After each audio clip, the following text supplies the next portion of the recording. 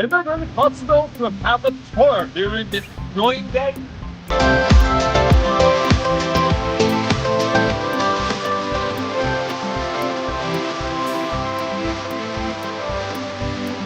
And where's the best place to try the snow in Iran? Here, we are in Ahmad now, and the temperature is -3.